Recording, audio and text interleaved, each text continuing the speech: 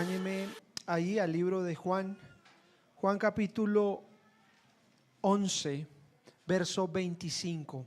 Juan 11, 25. Jesús le dijo: yo soy la resurrección y la vida. El que cree en mí vivirá, aún después de haber muerto. Acompáñeme a orar.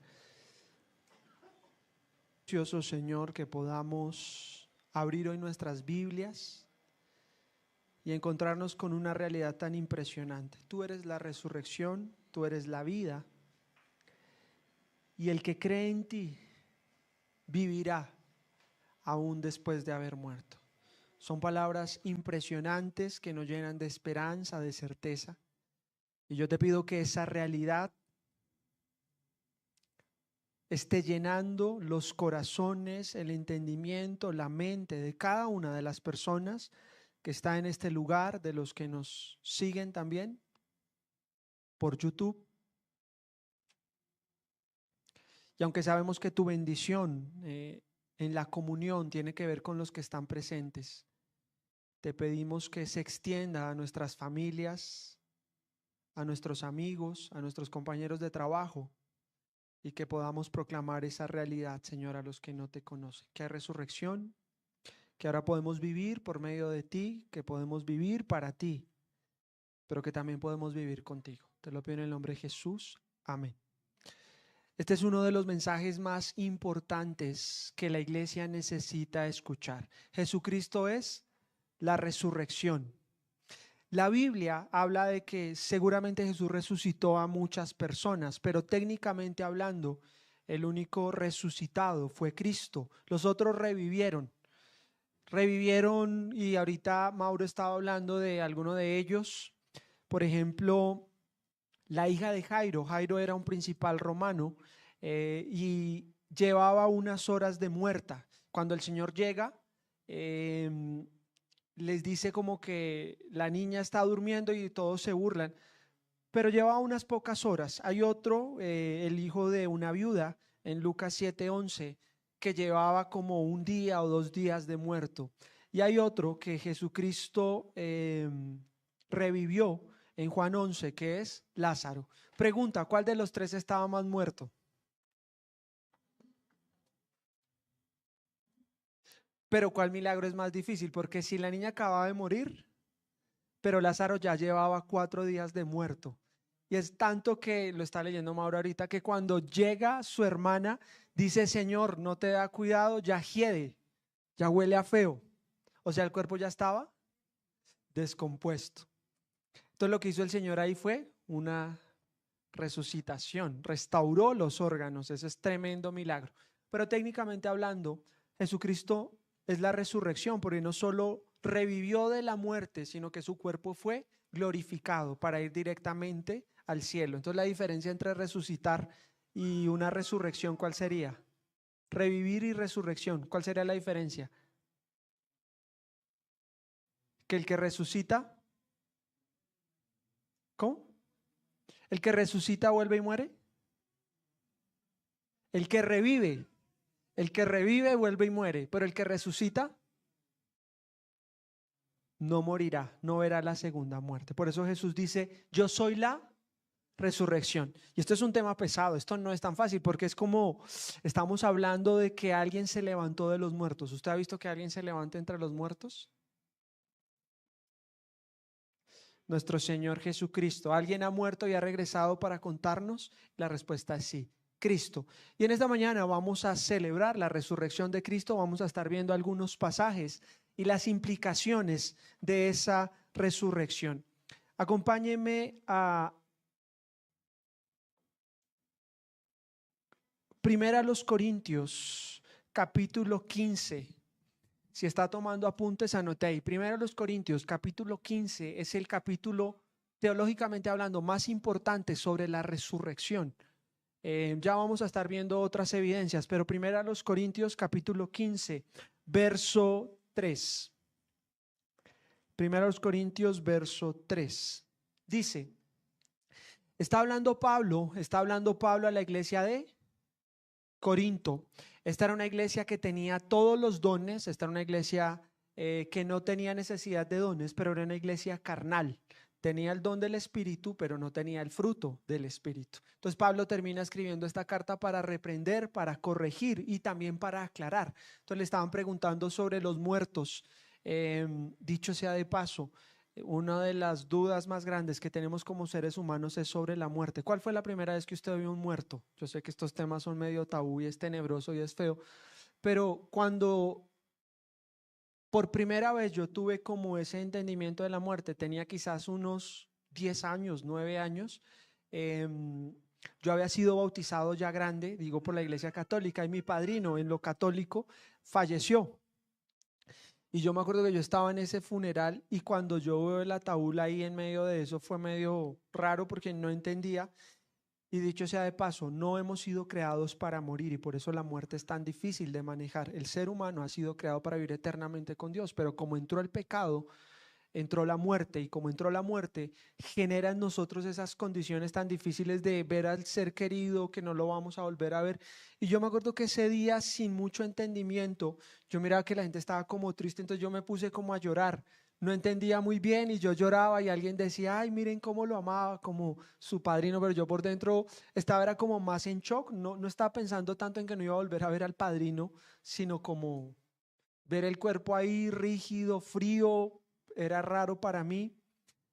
Y bendito sea Dios por su palabra, porque nos permite a nosotros escudriñarla y no vivir engañados. Y entonces hay mucha gente que bien intencionada pero mal informada dice frases como, ay, no importa, ahorita vamos a tener un ángel en el cielo, o Dios ya lo quería con él, o sentido pésame. Y como no tienen la información correcta, pues agregan más oscuridad. Y otros van a decir, no importa, siempre va a estar con nosotros, es la materia.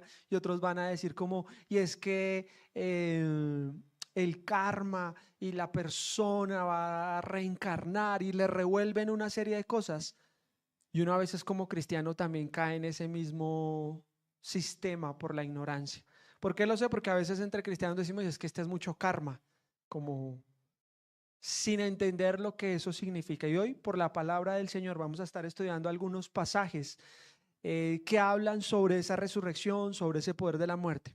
Entonces Pablo en ese contexto escribe esta carta a una iglesia que era carnal, una iglesia que tenía todos los dones, pero una iglesia que no estaba viviendo a la altura, que tenían preguntas, al igual que usted y que yo, sobre el matrimonio, sobre la resurrección. Y entonces Pablo dice, yo les transmití a ustedes lo más importante, y no se pierda de vista esto. Dice, mire, si yo pudiera resumir de alguna manera, Pablo está diciendo, si pudiera resumir lo más importante, Pablo, en una entrevista, ¿qué es lo más importante? Y él dice, y lo que se me había transmitido a mí también, Cristo murió por nuestros pecados, tal como dicen las Escrituras. Verso 4, fue enterrado y al tercer día fue levantado de los muertos, tal como dicen las Escrituras. Y verso 5, lo vio Pedro y luego lo vieron los 12. Este pasaje me gusta cuando alguien dice, necesito entender el evangelio, no entiendo mucho de qué se trata. Si usted entiende 1 Corintios 15, del 3 al 5, entiende de qué se trata el evangelio. Si alguien le preguntara, oiga, ¿y de qué se trata el cristianismo y qué es lo más importante? Usted podría ir 1 Corintios capítulo 15. Si no lo sabe, si quiere volvámonos al 3, porfa, mi Eduard. Si no lo sabe, lléveselo. ¿De qué se trata? ¿Qué es lo más importante? Lo más importante es que Cristo, ¿qué hizo? Murió por nuestros pecados, porque sin derramamiento de sangre no hay perdón de pecados. Y hasta ahí uno diría, bueno, pues eso no tiene mucha ciencia, porque todos nacen y todos mueren. Pero el verso 4 da un viro a la historia o gira la historia y dice, sí fue enterrado, pero ¿qué pasó al tercer día? Fue levantado de los muertos, tal como dicen las Escrituras. ¿Qué significa eso? Que Cristo había predicado que Él iba a morir, que los profetas habían anunciado que Él iba a morir, pero que iba a resucitar. No es en vano. Esto llega a ser tan profundo que quizás este es el mensaje más importante de la iglesia cristiana, que el que cree en Cristo, aunque esté muerto, vivirá. Si Cristo no resucitó, vana es nuestra fe. Es lo que dice Pablo en 1 Corintios. O sea, lo más importante es que Cristo resucitó. Si Cristo no resucitó, estamos en un club. Si Cristo no resucitó, estamos en una religión. No sé cuáles son las religiones más grandes del mundo. Entre ellas podrá estar el Islam para los musulmanes. Podrá estar el budismo. Podrá estar el judaísmo. Pero cada uno de sus fundadores, tanto Mahoma como Buda como Abraham, ninguno de ellos proclamó que iba a resucitar. Y todos ellos murieron. Y ninguno de sus seguidores proclamó que ellos iban a resucitar. Solo el cristianismo anuncia que su fundador murió, pero ha resucitado. Entonces hoy es un día importante para nosotros y quiero que estudiemos las implicaciones de esa resurrección, un poco también las evidencias de esa resurrección. Y si está tomando apuntes, por favor anote lo siguiente, como vamos a ver al final, porque la resurrección, teológicamente hablando, es la glorificación de los cristianos. Entonces, glorificación será la palabra clave. Así como un día estuvimos hablando de propiciación, justificación, hoy estaremos hablando ¿de cuál? Glorificación. Y si usted sale de esta reunión diciendo, bueno, ya entiendo qué es la glorificación, lo que Dios quiere hacer, habré cumplido la tarea. No solo darle información, pero espero que el Espíritu Santo hable a su vida. Entonces, ¿cuántas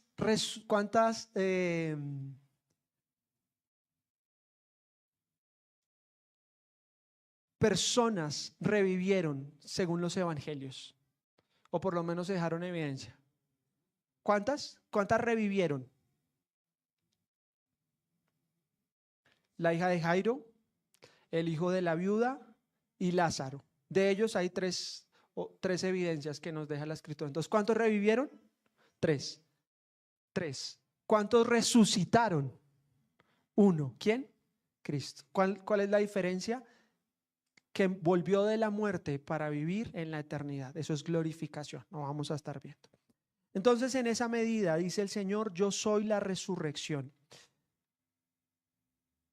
Y si usted se pregunta por qué tenía que morir Cristo, este es el primer punto de esta mañana, y por qué tenía que morir y resucitar. Cristo murió y resucitó para que usted pueda vivir por medio de Él.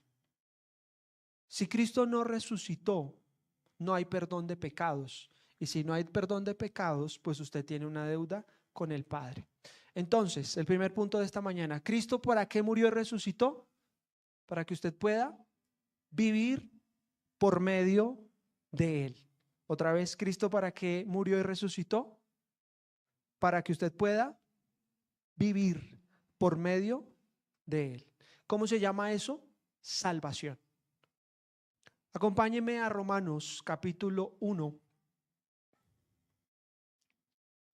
verso 3 y 4.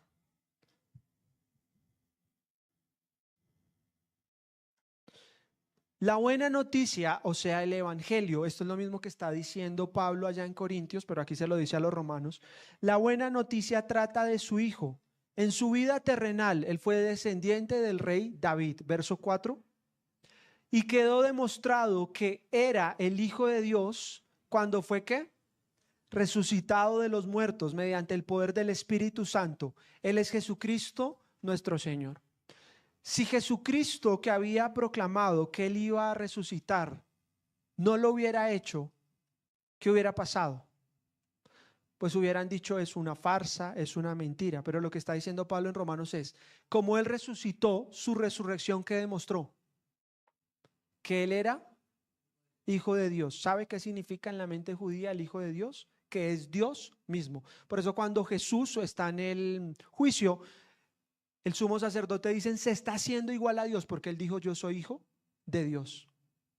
Entonces su resurrección demuestra que Él es el Hijo de Dios. Piense en la siguiente escena, el primer día de la semana. Usted ha estado con Cristo caminando para arriba y para abajo.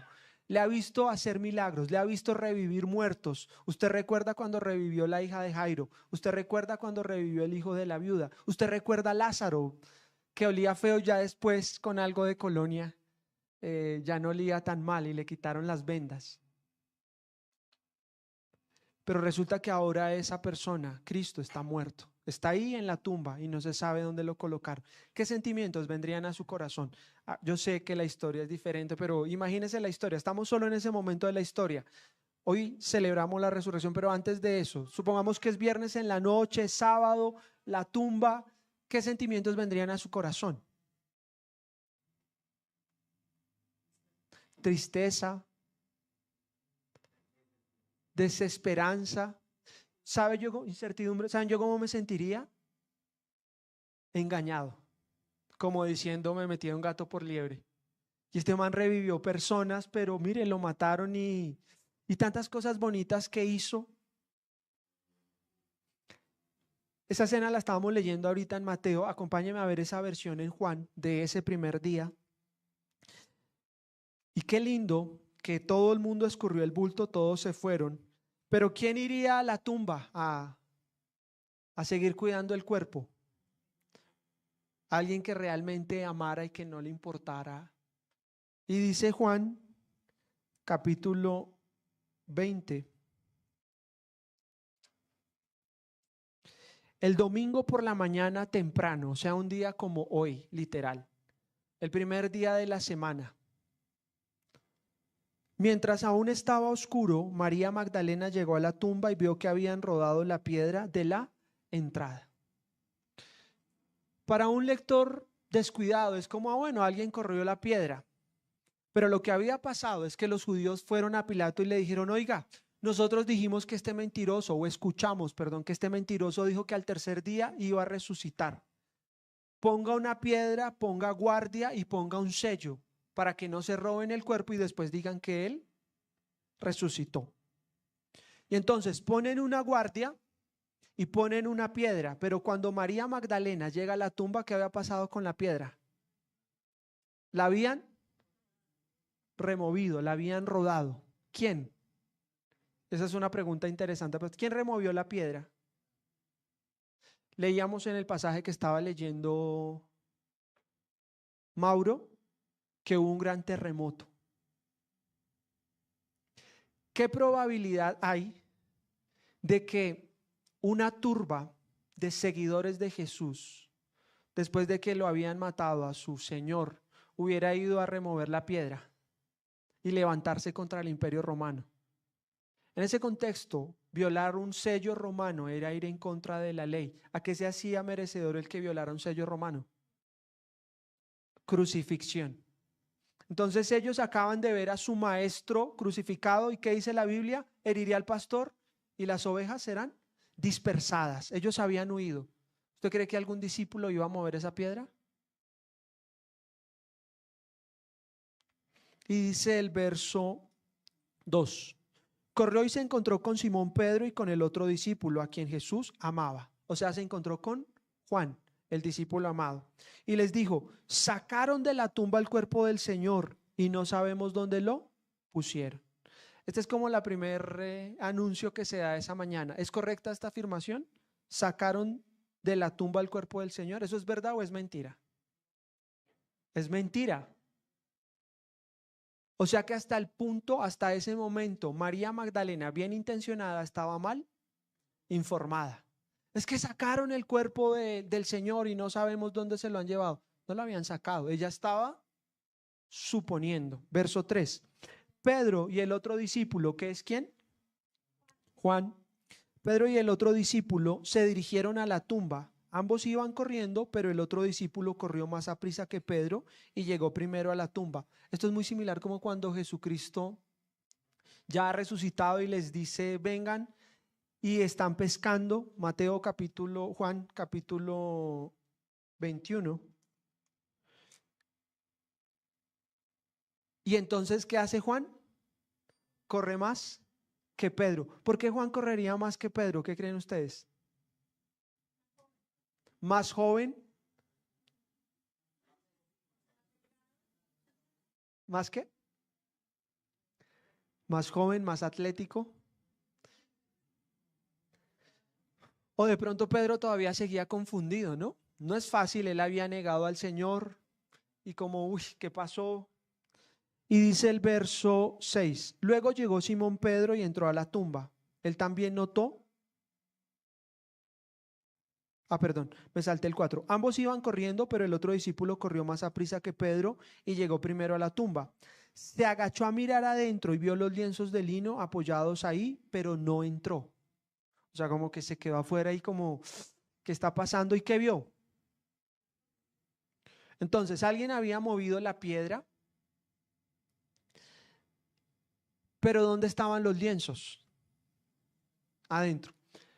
Cuando uno estudia ese contexto de ese griego de los lienzos, dice que los lienzos tenían la forma. Recuerde que Jesús fue preparado para su muerte con 100 libras de mirra, como se preparaban a los muertos. O sea, le colocaron José de Arimatea y Nicodemo, preparan el cuerpo de Jesús, lo envuelven en unos lienzos, en unas sábanas, pero cuando llega Juan, ve que los lienzos, el griego que se usa ahí es que todavía tienen la forma de un cuerpo. No es como que le quitaron las vendas, sino que el cuerpo de Jesús se transfiguró, salió de ahí. Es decir, él ve desde afuera y ve que los lienzos tienen la mirra y el aloe. ¿Se acuerda que a Jesús cuando lo visitaron los reyes le regalaron con lo que se preparaban los muertos como símbolo de su ministerio? Entonces cuando Juan lo ve, dice, no, pero ahí están las vendas, y dice el verso 6, luego Simón Pedro entró a la tumba, él también notó los lienzos de lino allí, pero el lienzo que había cubierto la cabeza de Jesús estaba doblado y colocado aparte de las otras tiras. O sea que el cuerpo no había sido robado. El cuerpo no fue que alguien entró y le quitó las vendas, sino que el cuerpo fue transfigurado. Otra palabra para eso es, el cuerpo fue glorificado. Entonces el discípulo que había llegado primero a la tumba también entró, vio y creyó, porque hasta ese momento aún no había entendido las escrituras que decían que Jesús tenía que resucitar de los muertos. Entonces ahí empieza un nuevo paradigma, un nuevo entendimiento. Jesús no solo murió, sino que Jesús ¿qué? Resucitó. Y después cada uno se fue a su casa. María se encontraba llorando fuera de la tumba y mientras lloraba se agachó y miró adentro. Vio a 2 ángeles vestidos con vestiduras blancas, uno sentado a la cabecera y el otro a los pies, en el lugar donde había estado el cuerpo de Jesús. Apreciada mujer, ¿por qué lloras?, le preguntaron los ángeles. Porque se han llevado a mi Señor, contestó ella, y no sé dónde lo han puesto. Dio la vuelta para irse y vio a alguien que estaba de pie allí. Era Jesús, pero ella no lo reconoció. ¿Por qué no lo reconoció? ¿Qué creen ustedes? Ella había llorado toda la noche, tenía los ojos hinchados, quizás estaba... Y cuando ella voltea a mirar, no reconoció a Jesús. ¿Por qué? Porque su cuerpo había sido glorificado, había sido transfigurado. Y dice el verso 15, apreciada mujer, ¿por qué lloras? Ella pensó que era el jardinero y le dijo, Señor, si usted se lo ha llevado, dígame dónde lo puso y yo iré a buscarlo. Ella seguía empecinada en una cosa, en creer que se lo habían robado. María, dijo Jesús. Ella giró hacia él y exclamó, Raboni, que en hebreo significa maestro. ¿Se imagina ese momento hermoso? ¿Se imagina ese momento tan oscuro de usted sentir como no, se acabó esta vaina, ya el partido, no clasificamos, no va a suceder nada, estamos engañados, esto fue la peor mentira, yo 3 años ahí detrás para arriba y para abajo con Jesús? Cuando de un momento a otro la desesperanza, la tristeza, ¿en qué se convierte? ¿Se imagina el gozo de ella? Y le dice el verso 17, no te aferres a mí. ¿Qué significa no te aferres a mí? ¿Qué fue lo que ella hizo? Yo creo que se tiró encima y, Señor, quédate acá, esto es verdad, no puede ser, no fue mentira. Imagínense esa escena tan hermosa. Toda la noche llorando para llegar a ese momento de decir, no era mentira, no estuve engañada, estaba en lo correcto, venció la muerte, se levantó y se agarra, tanto que Jesús le tiene que decir, mujer, ¿qué? No te aferres, porque todavía no he subido al Padre.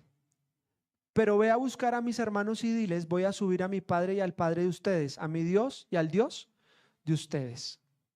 Como diciendo, mujer, tengo por delante 40 días, déjame ir.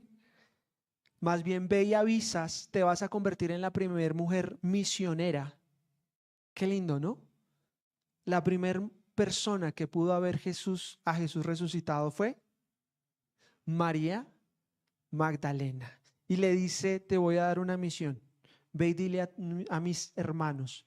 No se pierda de vista también esa frase. Hasta ese momento Jesús no había nombrado a sus discípulos como hermanos. Los había nombrado como siervos, los había nombrado como amigos, los había nombrado como discípulos, pero aquí los saluda de una manera diferente. ¿Cómo? Hermanos.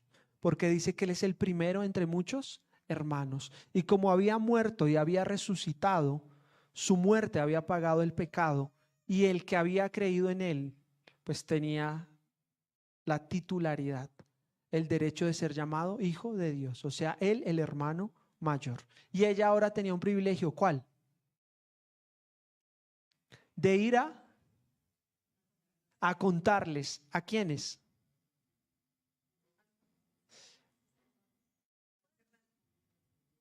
De que Cristo había resucitado. Hasta ahí, si no hubieran más evidencias de la resurrección, con lo que hemos visto, ya uno podría decir, no es una mentira. ¿Cuál es la evidencia más importante de eso? Que hombres normales, cobardes, se convirtieron en personas valientes. ¿Qué sucedió entre la noche del sábado y la noche del domingo? ¿A quién vieron? A Jesús resucitado. ¿Qué hizo que ellos dejaran de huir y se volvieran valientes a decir, si es necesario, ahora sí vamos a morir? Y cuenta la tradición que la mayoría de ellos murieron como mártires.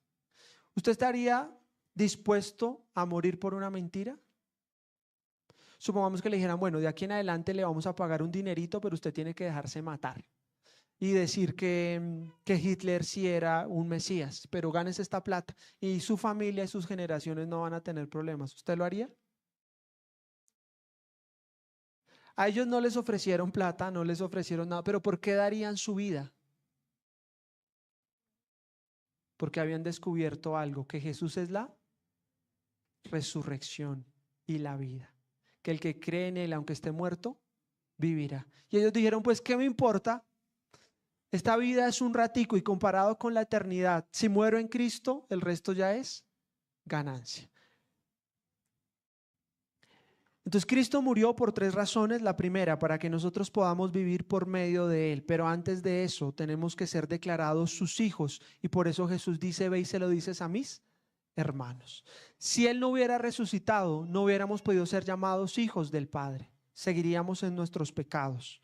Mire lo que dice Primera de Pedro capítulo 1 verso 3. Es por medio de la resurrección de Cristo. Sí, el 3. Que toda la alabanza sea para Dios. Está hablando Pedro, el mismo que estuvo ahí en la tumba, el mismo que lo negó, y dice, Primera de Pedro 1, 3. Que toda la alabanza sea para Dios, el Padre de nuestro Señor Jesucristo. Siguiente. Es por su gran misericordia que hemos nacido de nuevo. ¿Por qué nacimos de nuevo? Porque Dios levantó a Jesucristo de los muertos. Ahora vivimos con gran expectación. Por favor, encierre esa palabra en su Biblia o anótela en su cuaderno. Ahora vivimos con gran expectación, y yo espero que eso sea una realidad en su vida.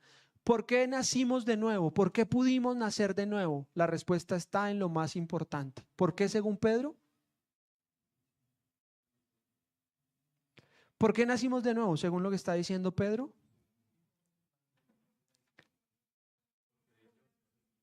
Sí, por la misericordia de Dios nacimos de nuevo. ¿Por qué?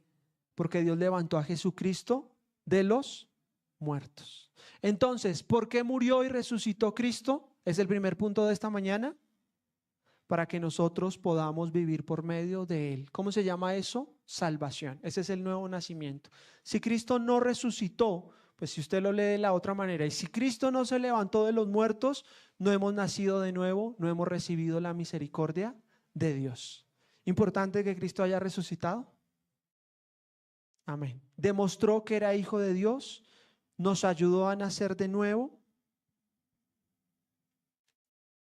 Y entonces la pregunta que quiero hacerte en esta mañana tiene que ver, antes de ver el segundo punto, con esto. Ahora vivimos con una gran expectación. Definición de expectación. Esperanza, expectativa, deseo. ¿Y tú vives con una gran expectación esta vida cristiana? ¿Con el deseo de lo que va a pasar y qué sucede ahora? ¿O vives diciendo, bueno, tocaré ir a la iglesia, me voy a aguantar otros 40 minutos a este man? Voy a servir, voy a hacer. ¿Has experimentado esa expectación en tu vida?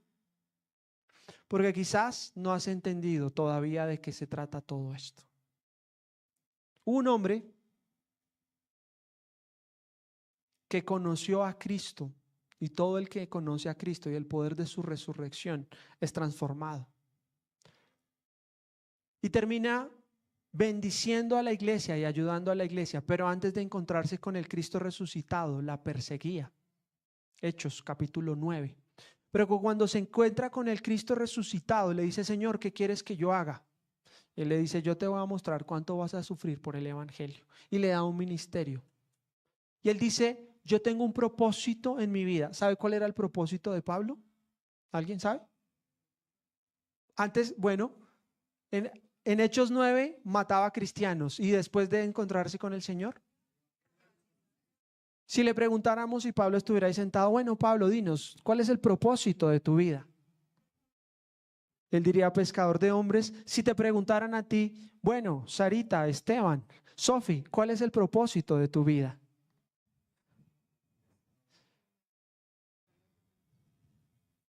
Son preguntas profundas, ¿cierto?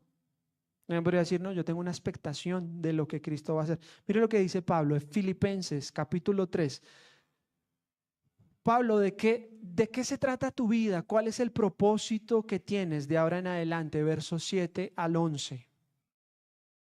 Y entonces él dice, ¿están preparados para eso? ¿Se acuerdan qué dice? ¿Qué dice? Búsquela en su Biblia. Dicho sea de paso, si usted ya es creyente, si usted ya nació de nuevo, si usted es hijo de Dios, es decir, por la resurrección de Cristo es hijo de Dios, le voy a hacer un reto con mucho respeto. Empiece a traer su Biblia a su congregación. Yo tengo mi tablet, tengo todas las versiones, pero yo tengo mi Biblia porque rayo, porque me ubica. Y si usted viene a la iglesia, pues traiga su Biblia, ¿vale? La versión que le guste, pero tráigala, porque es su Biblia. Y aquí está Pablo, Filipenses. Pablo, ¿cuál es el propósito de tu vida? Y él dice, antes creí que habían cosas valiosas como el ser llamado judío, como el tener reputación. Dice, pero ahora considero que no tiene ningún valor debido a lo que Cristo ha hecho. ¿Qué hizo Cristo? Murió y resucitó. Siguiente verso. Así es, todo lo demás no vale nada cuando se lo compara con el infinito valor de conocer a Cristo Jesús, mi Señor. ¿De qué se trataba la vida de Pablo? ¿Él qué quería hacer en esta vida? ¿Cuál era su fin, su propósito? ¿Qué era lo más valioso para él? ¿No? Conocer a Cristo. El propósito de la vida de Pablo era conocer a Cristo. Por eso cuando usted y yo cantamos, quiero conocer a Jesús, estamos cantando de algo vital en nuestra vida. La vida eterna es conocerlo a Él. Juan capítulo 17. Esta es la vida eterna, que te conozcan a ti, el único Dios verdadero, y a Jesucristo. Pero no es un conocimiento teórico, no es un voy a leerlo, es un conocimiento práctico de voy a relacionarme con Él. Entonces, Pablo, ¿cuál es el propósito de tu vida? Conocer a Jesús. Y dice en el verso siguiente, pero ¿saben qué? No me voy a conformar con Él. Por amor a Él he desechado todo lo demás y lo considero por basura a fin de ganar a Cristo. Y lo he dicho varias veces, el griego de basura ahí es estiércol, popó. todo lo considero como peor que basura. Siguiente. Y llegar a ser uno con Él. Ya no me apoyo en mi propia justicia por medio de obedecer la ley. Siguiente. Más bien llego a ser justo por medio de la fe en Cristo, pues es la forma en la que Dios nos hace justos delante de Él, se basa en la fe. Y el verso 10, Él dice, pero no me voy a conformar solo con conocerlo, yo quiero algo más. ¿Qué algo más quisiera uno? Pues si ya conoce a Jesús, ya con eso debería bastarle, ¿no? Y Él dice, pero quiero algo más, deseo algo más en mi vida. ¿Qué deseas, Pablo? Quiero conocer a Cristo y experimentar el gran poder que lo levantó de los muertos. Él dice, no quiero solo un conocimiento teórico, no solo como, ay, sí, lo conozco. ¿Quiero qué? Experimentar. Quiero experimentar el poder que lo levantó de los muertos. La palabra griega para poder ahí es dunamis, de donde viene nuestra palabra dinamita. Dice, yo no me voy a conformar con conocer una historia y conocer la historia de María Magdalena, de saber que Cristo resucitó. No, yo quiero algo más. ¿Qué quieres, Pablo? Yo quiero el dunamis de Dios en mi vida. Yo tengo la expectación, yo tengo el propósito de experimentar el poder de Dios.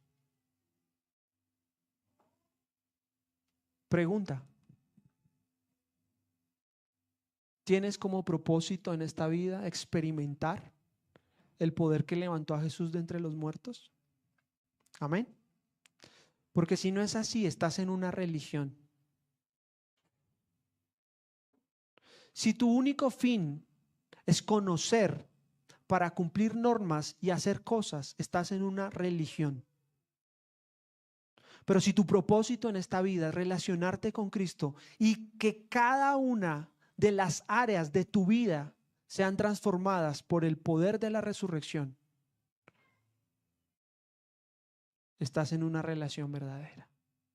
Es más, dice Pablo en Efesios capítulo 2, verso 15. Él tenía un plan con la iglesia de Éfeso y dice, yo voy a orar por la iglesia. Si el fin de él era conocer y experimentar, ¿por qué creen que él oraba por la iglesia de Éfeso? Para que la iglesia hiciera ¿qué? Conocer y ¿qué? Experimentar. Dice Efesios 2, 15 al 23. ¿Lo logró poner fin al sistema de leyes? ¿Hizo la paz? No. Entonces es 1:15. Sí. Desde que me enteré de su profunda fe en el Señor Jesús y del amor que tienen por el pueblo de Dios en todas partes, verso 16, no he dejado de dar gracias a Dios por ustedes, los recuerdo constantemente en mis oraciones. Pablo le está hablando a la iglesia de Éfeso y dice, no, desde que yo sé que ustedes ya son hermanos y nacieron de nuevo, yo le doy gracias a Dios y los llevo en mis oraciones. Dicho sea de paso, si usted no sabe por qué orar, que a veces uno dice, ¿y qué oro? Un buen ejercicio es vaya a las oraciones de la Biblia y entienda por qué oraban los hombres de Dios. Y aquí está Pablo, dicho sea de paso. No encuentro a Pablo orando por necesidades puntuales o de riqueza lo encuentro orando por cosas mucho más profundas como estas. Y dice, verso 17, los llevo en mis oraciones y le pido a Dios que el glorioso Padre de nuestro Señor Jesucristo les dé sabiduría espiritual y percepción para que crezcan en el ¿qué? Conocimiento de Dios. Aquí se está repitiendo un patrón. ¿Cuál? Conocimiento. Dice, mi fin y mi propósito es conocerle a Él. Y yo estoy orando algo por la iglesia. ¿Qué cosa? Que la iglesia lo pueda conocer, porque esa es la vida eterna. Y si él oró ya por conocimiento, ¿qué es lo primero, qué es lo segundo que Pablo quería en su vida? Experimentar. ¿Por qué creen que Pablo va a orar? Porque la iglesia pueda experimentar. Verso 18. Pido que les inunde la luz en el corazón para que puedan entender la esperanza segura que les ha dado a los que llamó, es decir, su pueblo santo, quienes son su rica y gloriosa herencia. 19. También pido en oración que entiendan la increíble grandeza de ¿qué?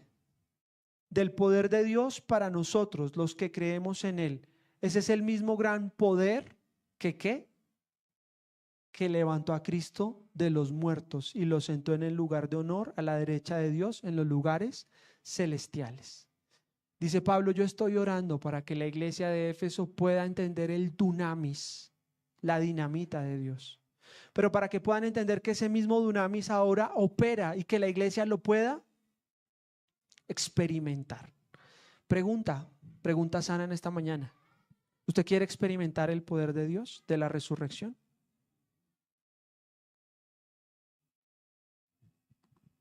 ¿Quiere usted experimentar el poder de Dios? Y antes de que haya resurrección, ¿qué tiene que haber? Muerte. ¿Cierto? Para que haya resurrección, ¿qué tiene que haber? Muerte. Segundo punto en esta mañana. El primero, Cristo murió y resucitó para que yo viva por medio de Él. Eso se llama salvación. Pero Cristo murió y resucitó para que yo viva para Él. Eso se llama dedicación, santificación. Dice Gálatas verso 6, 14. O bueno, Gálatas 2:2, ya que estamos ahí. Y ya no vivo yo, sino que ahora Cristo vive en mí. Y lo que ahora vivo, lo vivo en la fe en el Hijo de Dios. Dice,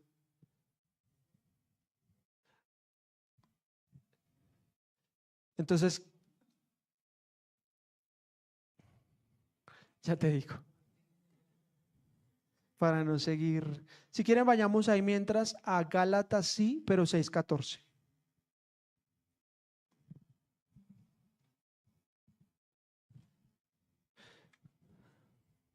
Gálatas 6:14. En cuanto a mí, nunca me jactaré de otra cosa que no sea la cruz de nuestro Señor Jesucristo. Siguiente. Debido a esa cruz, mi interés por este mundo fue crucificado y el interés del mundo por mí también ha muerto. Verso siguiente. No importa si fuimos o no circuncidados, lo que importa es que hayamos sido transformados en una creación nueva. Que la paz y la misericordia de Dios sean con todos los que viven según ese principio. Ellos son el nuevo pueblo de Dios. Creo que ahí tengo corrido el 5:14, perdón, el lapsus brutus.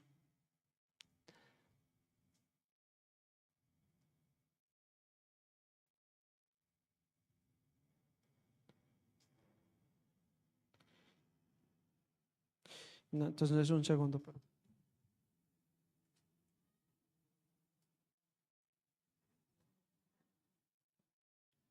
Sí, era Gálatas, pero 2:20. Ahora sí, 2:20. Perdón. ¿Listo? Entonces, Cristo murió y resucitó para que yo viva por Él. Eso se llama salvación. Cristo murió y resucitó para que yo viva por medio de Él. Eso se llama viva para Él, dedicación. Y dice Pablo, mi antiguo yo ha sido crucificado con Cristo. Y ya no vivo yo, sino que Cristo vive en mí. Así que vivo en este cuerpo terrenal confiando en el Hijo de Dios, quien me amó y se entregó a sí mismo por mí. Siguiente. Y yo no tomo la gracia de Dios como algo sin sentido, pues si cumplir la ley pudiera hacernos justos ante Dios, entonces no habría sido necesario que Cristo muriera. Entonces Pablo dice, mire, Cristo no solo murió y resucitó, sino que Cristo murió y resucitó para que yo viva para Él. Y lo que vivo ya no lo vivo en mis fuerzas, sino lo vivo en la fe en el Hijo de Dios. Muchos de nosotros queremos experimentar el poder de Dios, amén, pero no muchos de nosotros queremos crucificar la carne y sus deseos. Muchos de nosotros queremos vivir el poder de Dios, pero no estamos dispuestos a morir. Jesucristo dijo, el que quiera salvar su vida, la perderá. Pero el que pierda su vida por mi causa, la salvará. Entonces, le vuelvo a preguntar, ¿quiere usted experimentar el poder de la resurrección de Cristo? Y si la respuesta es amén, el paso siguiente es, tiene usted que morir. Ya su vida no puede ser guiada por sus mismos deseos, su vida no puede ser guiada por la carne, su vida no puede ser guiada por el sistema, su vida no puede ser guiada por el enemigo. Usted tiene que morir para tener la nueva vida que Dios espera. Al respecto de eso, dice Gálatas 6:14, el que estábamos viendo. Nunca me jactaré de otra cosa que no sea la cruz de nuestro Señor Jesucristo. Y el 15, debido a esa cruz, mi interés por este mundo fue crucificado. El mundo es un sistema de creencias, una cosmovisión. ¿Quiere usted experimentar el poder de Dios? Tiene que crucificar el mundo. Y por eso Pablo dice, mi interés por este mundo fue crucificado y el interés del mundo por mí también ha muerto. ¿Cuál es la forma de vencer el mundo? Nuestra fe. Cristo venció el mundo en la cruz. Cristo derrotó el mundo ahí en la cruz. Es lo que está diciendo Pablo. Por lo que Cristo ha hecho, mi interés por este mundo ha muerto. Cristo también en la cruz, en su resurrección, derrotó la carne, dice Gálatas 5:24. Para que yo ya no viva por el mundo, ya no viva por la carne, dice, los que pertenecen a Cristo Jesús han clavado en la cruz las pasiones y los deseos de la naturaleza pecaminosa y los han crucificado allí. Cristo murió y resucitó para que yo viva por medio de él, sea salvo. Cristo vivió y resucitó, murió y resucitó para que yo viva para él. Ya no para el mundo, ya no para la carne. Y mire lo que dice Juan 12:31-32. ¿Cuáles son los enemigos del hombre? ¿Se acuerda? Ya dije dos. La carne, el mundo. ¿Y cuál es el otro enemigo? Satanás. Y dice, ha llegado el tiempo de juzgar a este mundo, cuando Satanás, quien gobierna este mundo, será expulsado. Verso 32. Y cuando yo sea levantado de la tierra, atraeré a todos hacia mí.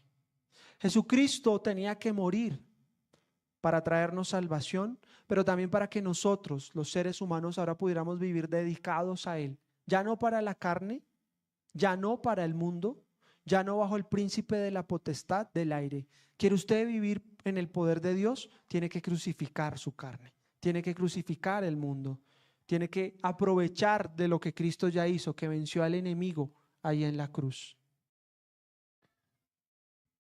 Y tercero y último del día de hoy, Cristo vivió, murió y resucitó para que ahora en adelante usted viva con Él. Eso se llama glorificación. Primera a los Tesalonicenses 5, 9, 10 dice: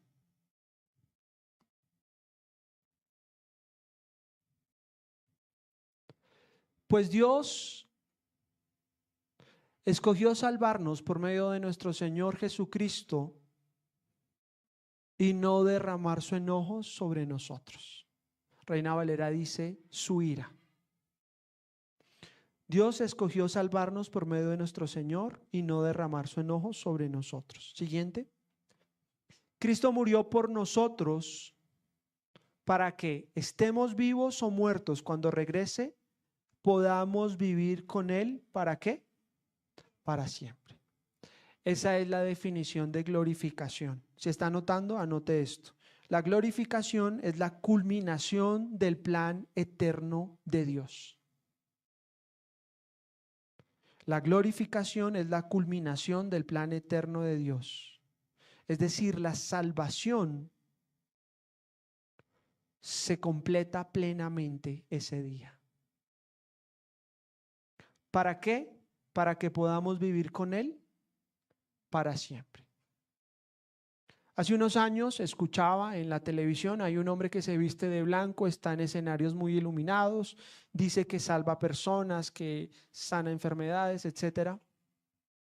Y le escuché una predicación que decía, no sé por qué estaba escuchando eso, pero lo escuché. Es vestido de blanco y dice, es más, es autor de un libro. es muy, muy reconocido, y decía algo como: yo ya me cansé de leer que en el cielo tendremos calles de oro y que la gran Jerusalén será como piedras preciosas. Me cansé de leer eso. Y yo le he dicho a Dios: lo quiero ya y lo quiero ahora. Y si tú me vas a prosperar en la Nueva Jerusalén, yo quiero que me prosperes ya. Y cuando dijo eso, toda la gente dijo: amén, qué realidad, qué maravilla. Y yo escuchaba y decía: no puede ser, la barbaridad, tanta barbarosidad. No puede ser que alguien en el nombre de Dios se levante a predicar semejantes truanerías, pero no puede ser que haya gente que esté feliz escuchando eso. No se sabe, yo decía en mí, no se sabe quién es peor. Si el que inventa eso por robar, o el que asiste a eso para que lo roben. Y cuando uno lee pasajes como este que estábamos leyendo, pues tiene que ser confrontado y entender que Cristo murió no solo por lo presente. Cristo murió y resucitó para lo futuro también. Y dice Pablo en 1 Corintios capítulo 15, si quiere acompáñeme. 1 Corintios capítulo 15 desde el verso 3. Cristo murió para salvarme, para que yo pueda vivir dedicado a Él, pero para que un día yo sea glorificado. Es decir, viva con Él, viva junto a Él. Este fue el pasaje con el que empezamos, ¿no? Yo les transmití lo más importante. Cristo murió por nuestros pecados, tal como dicen las Escrituras. Siguiente. Fue enterrado, al tercer día resucitó, tal como dicen las Escrituras. Lo vio Pedro, eso lo leímos hoy también. ¿Y lo vieron quién? Los 12. Siguiente. Más tarde lo vieron más de 500 de sus seguidores a la vez. Y usted tiene que llenarse de alegría y de gozo cuando lea esto. No lo pase tan rápido. Su fe en Cristo, su cristianismo, es una fe histórica, es palpable. No es un cuento chino que le dicen como: "Oh, y de pronto pasó". Usted sabe el reto que está teniendo Pablo al escribir, que hubo testigos que lo vieron. Pablo tenía enemigos. ¿Qué iban a hacer los judíos cuando alguien escribiera esto en su carta? Esto fue escrito más o menos en el 63, en el 70. ¿Qué iban a hacer los enemigos de Pablo? Pues ir a refutar como sí que los testigos, pero él se da el lujo de decir: lo vieron los 12, pero lo vieron más de 500. Uno podría decir: eso fue que los 500 se pusieron de acuerdo e hicieron concierto para delinquir. Ellos se pusieron de acuerdo a decir que lo habían resucitado. ¿Qué había pasado la noche anterior? Lo habían visto muerto, pero cuando lo vieron vivo dijeron: no, si Cristo resucitó,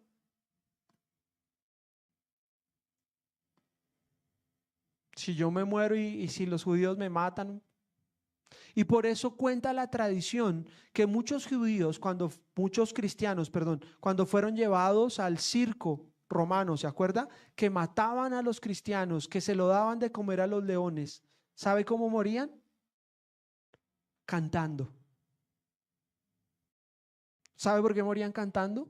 Porque ellos decían: para mí el vivir es Cristo y el morir es ganancia. Aquí este leoncito me va a comer, listo, que me coma, pero en 30 segundos voy a estar con mi Salvador. Ellos habían visto lo que le había pasado al ladrón en la cruz. Señor, acuérdate de mí cuando estés en tu reino. Y el Señor le dice: hoy mismo estarás conmigo en el paraíso.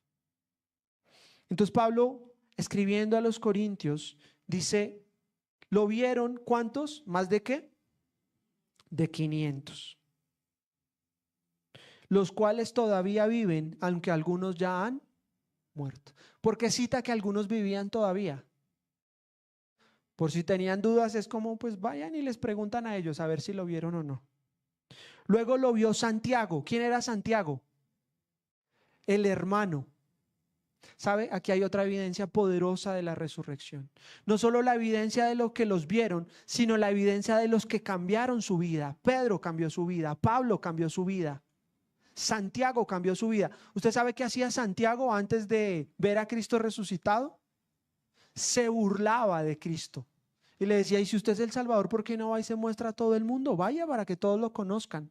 Pero cuando lo vio resucitado, escribe su epístola y dice: Santiago, siervo, esclavo de Jesucristo. Ya no se catalogaba como el hermano. ¿Cómo se catalogaba? Como el esclavo, el siervo. ¿No le parece lindo la evidencia?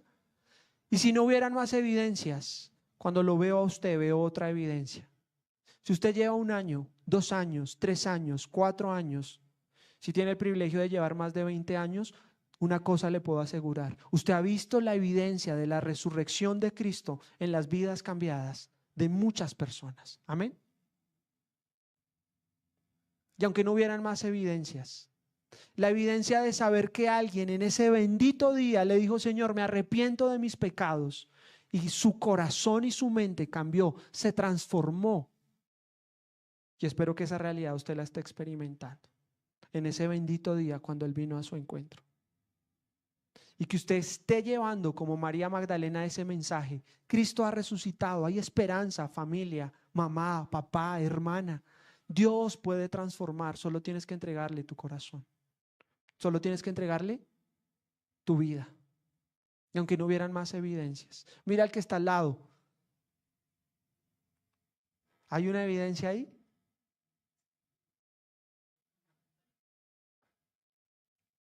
Si usted con dolor tiene que decir como: uy, no me miren a mí, miren a Cristo, porque no, mi querido, no, mi querida. Usted es un trofeo de la gracia de Dios, y la expectativa que tiene Dios con su vida es no solo que usted sea hijo, no solo que usted sea salvo, sino que usted se dedique a Él, como dice Pablo en ese pasaje que casi no encontramos hoy. Ya no vivo yo. ¿Ya no vivo quién? Yo. Ahora Cristo vive en mí. ¿Sabe? Ese puede ser el problema de por qué usted y yo no experimentamos la resurrección. Porque usted no quiere morir a la carne, porque usted no quiere morir al mundo, y porque usted sigue siendo controlado por el príncipe de las tinieblas. Pero Cristo ya lo hizo, ya murió y resucitó, para que los que viven ya no vivan para sí, sino vivan dedicados a Él. Y dice el verso 8: por último, como si hubiera nacido en un tiempo que no me correspondía, también lo vi yo, pues soy el más insignificante de todos los apóstoles. De hecho, ni siquiera soy digno de ser llamado apóstol después de haber perseguido a la iglesia de Dios como lo hice. Otra vida cambiada.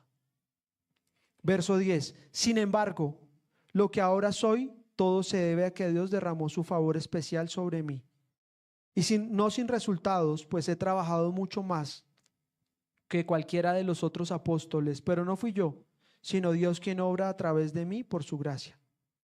Así que no importa si predico yo o predican ellos, porque todos predicamos el mismo mensaje que ustedes ya han creído. Pero díganme lo siguiente, verso 12: dado que nosotros predicamos que Cristo se levantó de los muertos, ¿por qué algunos de ustedes dicen que no habrá resurrección de los muertos? Y ya voy cerrando con esto. ¿Sabe qué hubiera pasado si no hay resurrección de los muertos? Pues si no hay resurrección de los muertos, entonces Cristo tampoco ha resucitado. Verso 14: y si Cristo no ha resucitado, entonces toda nuestra predicación es inútil y la fe de ustedes también es inútil. Y nosotros los apóstoles estaríamos todos mintiendo acerca de Dios, porque hemos dicho que Dios levantó a Cristo de la tumba. Así que eso no puede ser cierto si no hay resurrección de los muertos. Si no hay resurrección de los muertos, los apóstoles serían unos mentirosos. Si no hay resurrección de los muertos, Cristo no ha resucitado. Y verso 16: y si no hay resurrección de los muertos, entonces Cristo no ha resucitado. 17: y si Cristo no ha resucitado, entonces la fe de ustedes es inútil. Pregunta: ¿tu fe es útil o inútil? ¿Sabe cuándo una fe es inútil? Cuando no está puesta en la persona correcta. Te puede decir: es que yo tengo muy poca fe. Eso no importa. Su fe puede ser muy pequeña, pero puesta en la persona correcta, Es todo lo que necesita. No importa cuán grande o chiquita sea su fe, si la tiene la persona correcta. Y si Cristo no ha resucitado, entonces la fe de ustedes es inútil y todavía son culpables de sus pecados. ¿Por qué? Porque el perdón de pecados se da por la resurrección, como lo vimos hoy. En ese caso, todos los que murieron creyendo en Cristo están perdidos. Y si nuestra esperanza en Cristo es solo para esta vida, como decía este señor vestido de blanco, somos los más dignos de lástima de todo el mundo. Cristo no murió solo para esta vida. Cristo murió para glorificarnos, que es la culminación eterna del plan de Dios. Glorificación, hay una muerte, hay una resurrección y el cuerpo es glorificado. Sangre y carne no heredarán el reino de los cielos, pero recibiremos un nuevo cuerpo. Por eso Cristo, que es la primicia, el primero, tenía que morir y resucitar para mostrarnos a nosotros el camino y tener esa esperanza. Jesucristo dijo, yo soy la resurrección, y eso tiene 3 implicaciones. Te da la salvación, hace que vivas para Él, pero más importante todavía es que vivas con Él. Eso es la glorificación.